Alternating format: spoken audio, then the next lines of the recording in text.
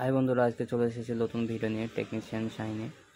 তো আজকে দেখতেই পাচ্ছেন একটা আইএফবি ওয়াশিং মেশিন, যে কি অবস্থা, ময়লা নোংরাতে ভর্তি। তো ওয়াশিং মেশিনটার প্রবলেম ছিল যে কাপড় কাচার টাইমে কাপড়ের ময়লা ছাড়ছিল না, ঠিকঠাক ওয়াশ হচ্ছিল না, আর ওয়াশিং মেশিন ড্যান্স করছিল।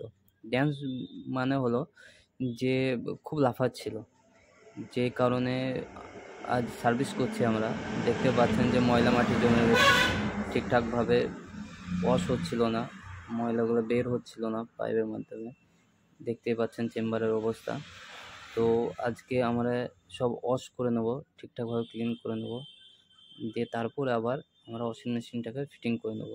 তো বন্ধুরা দেখতে পাচ্ছেন, চলেন দেখে নিই ওয়াশ করার পর কীভাবে আবার ফিটিং করে আবার রেডি করা যাক মালটা।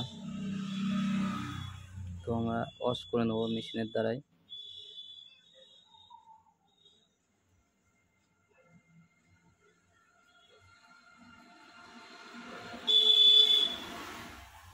তো দেখতে পাচ্ছেন ওয়াশ করার পরে মেশিনটার কি অবস্থা।